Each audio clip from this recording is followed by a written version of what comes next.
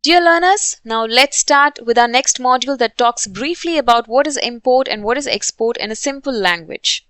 Now, if we talk about import, then import refers to bringing goods or services into one country from another country for the purpose of sale or for the purpose of its use.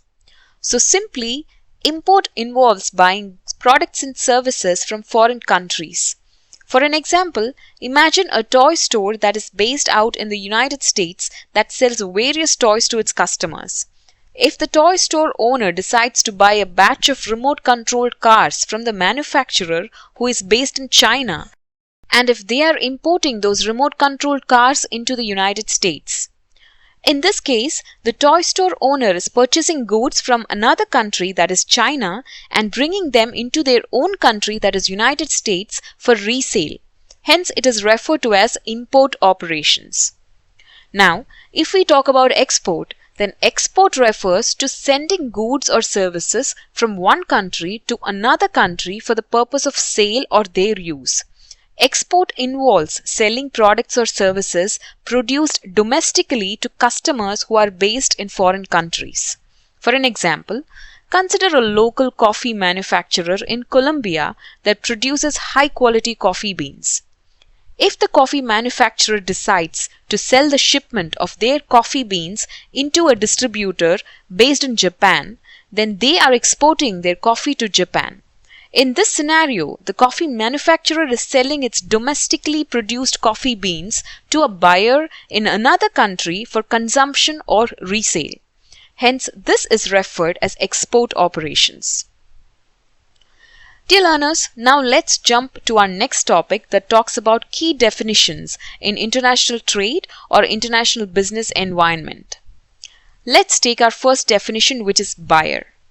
In international business, the buyer refers to the individual or company that purchases goods or services from a seller located in another country. The buyer may be a consumer or a retailer or a wholesaler or a distributor or even another business entity that uses the purchased goods as inputs for their own production process or for resale or for direct use. In international business, buyer is also referred as importer. In another language, buyer is also referred to as consignee. Now, who is consignee? If we have to define a consignee in simple language, then the consignee is the recipient or receiver of the goods, or simply consignee is the party to whom the goods are being sent or delivered by the seller. So simply, buyer is also referred as importer or consignee in the international business environment. Now let's take our second definition, which is seller. In international business, the seller refers to an individual or a company that sells goods or services from their country to a buyer who is based in another country. The seller may be a consumer or a retailer or a wholesaler or a distributor or even another business entity that sells the goods or services for the purpose of resale or as raw material or for direct use. In international business, seller is also referred as exporter. In another language, seller is also referred to as consignor. Now, who is consignor? If we have to define a consignor in simple language, then the consignor, also known as the shipper or sender, is the party who ships or sends the goods. So simply, seller is also referred as exporter and consignor in the international business environment. Now let's talk about the definition of origin country and destination country. Here, origin country is the country from where the goods are shipped. Additionally, the shipping port in the origin country from where the cargo is shipped is called as the port of origin, POO, or port of loading, POL. On the other hand, destination country is the final country where the goods are sent to. The final port to which the containers are shipped is called the port of destination, which is POD. Now let's assume the buyer is based out in India and the seller is based out in Canada.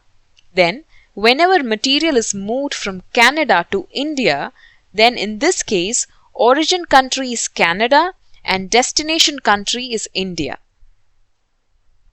Now let's understand about what is shipping line. Shipping line is a courier that carries the cargo from origin to destination. Some well-known examples of shipping line in the world can be DHL, FedEx, Maersk, who provides shipping and entire logistics services for international transport. Now, whenever there is a transfer of goods from one country to another country, usually companies prefer to take custom clearance done through external agents. Now, my dear friends, we will talk about another important definitions, in which first definition is who is customs. So to simplify, customs refer to the authorities who are responsible for regulating the flow of goods and people entering or leaving a particular country.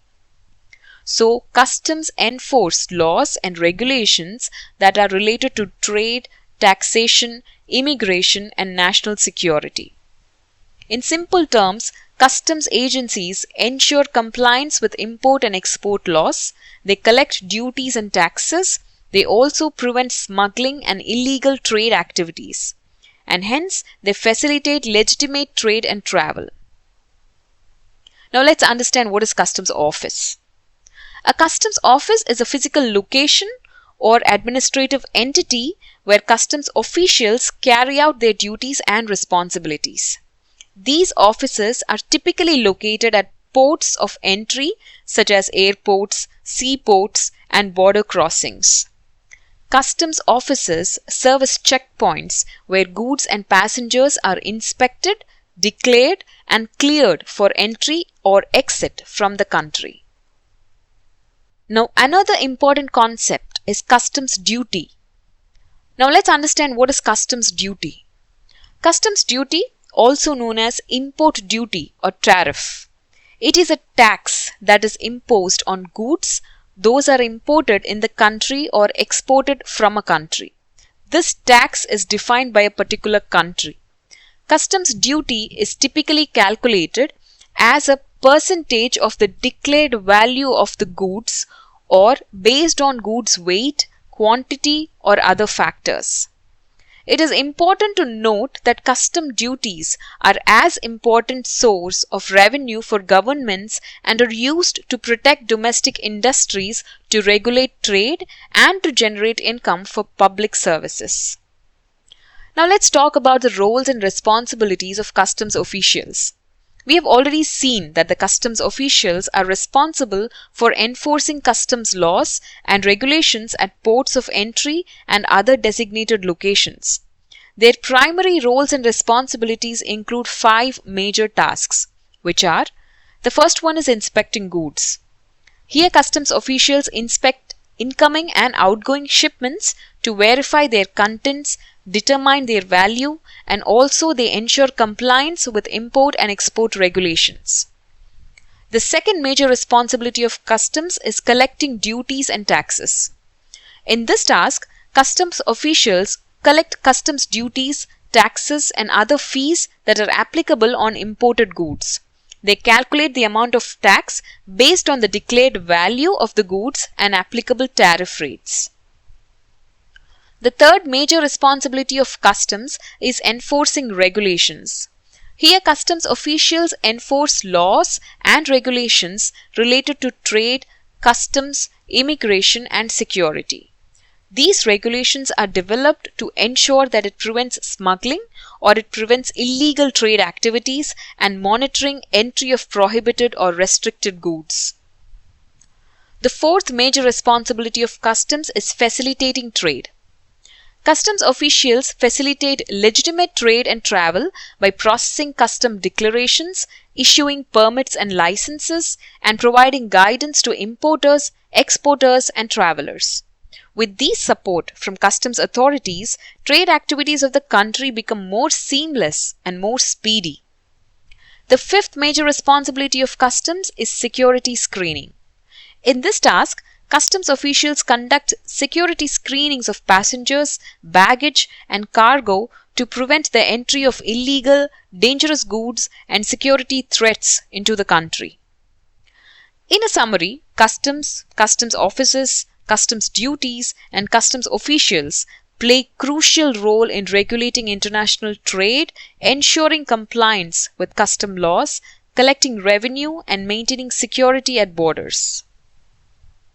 Now let's understand what is the meaning of third-party logistics. Third-party logistics providers and also known as 3PLs. 3PLs are companies who can manage the distribution and fulfillment of your company's orders. This means when you use a 3PL, you outsource certain tasks involved in the order fulfillment process. These can include inventory management, packing boxes, and sending goods to the 3PL fulfillment center from your company facilities. In this case, your inventory can remain at the fulfillment center, and when a customer places the order, the 3PL picks and ships the order to your customer straight from their warehouse. So in a nutshell, 3PL warehouse provides a full range of e-commerce fulfillment services, including inventory storage, order processing, shipping, and receiving. In addition, many 3PL warehouses provides value-added services such as returns processing, cross-docking, or kitting activities. Well, I hope you loved this concept. Stay tuned for another interesting concepts.